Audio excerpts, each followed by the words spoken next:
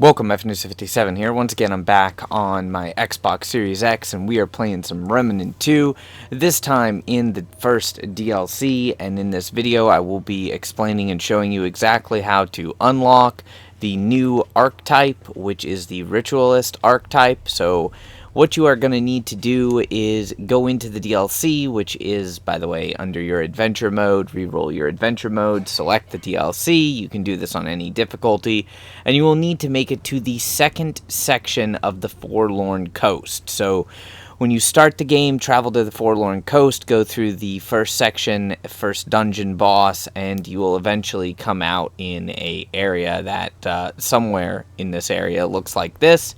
A good marker to use, it will be going from this checkpoint crystal, because the layout is always basically going to be the same, even though the dungeons are randomized.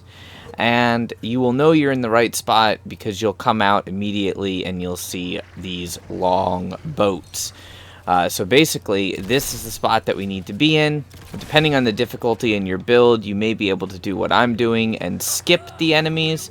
Otherwise, you will have to kill the enemies.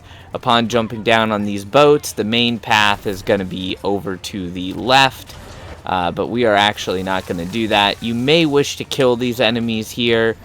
There's a couple of different paths that you can actually take, and quite a few Dran, as well as other little exploding enemies. If you're on a low difficulty, it really shouldn't be much of an issue for you. But pretty straightforward. We are going to be going down this little bit of a kind of hidden path here, because the item that we want, and there's a couple of different ways that you can get to this, but we want to find this little wall that's been broken down here, and it leads into a cave complex. Inside this cave complex, you'll see a ritual going on. And this poor little pig monster thing, no idea what it becomes of it, because you can interrupt the ritual, and I have not actually let the ritual finish, but what you want to do is defeat the enemy here. Again, depending on your build, this may be easier or more difficult.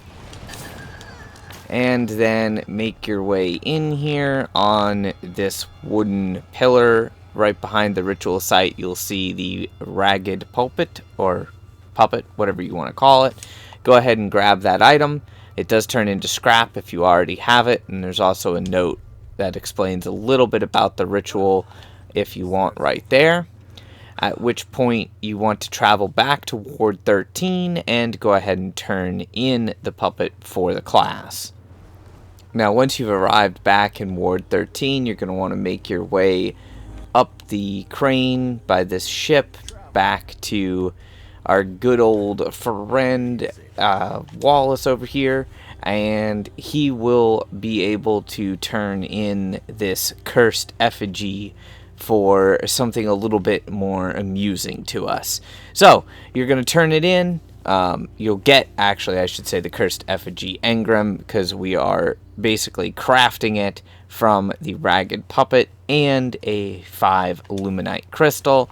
So go ahead and turn that in. Congratulations, you have the Ritualist archetype, and you will also get a nice spicy achievement for Master of the Dark Arts, which is acquire the Ritualist archetype, and surprisingly it is a 50 gamer score achievement. Once you have that done, you can freely select the archetype to go ahead and level it up. Basically, you can take a look at this archetype, and if we inspect it, you get a little bit more lore about the engram. We've got several different abilities that all relate to proccing status effects, refreshing the duration of status effects, and doing more damage with status effects. Also being protected from status effects, so it's an interesting build. You might want to level it up, play around with some of these things.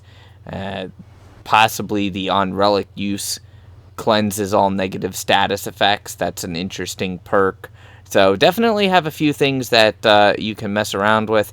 if you so choose. I hope you found the video helpful, and if you have any questions or anything like that, feel free to go ahead and post a comment. I will do my absolute best to help you out, regardless of the game that I'm on. Till next time, remember to subscribe for more content, and most importantly, stay frosty.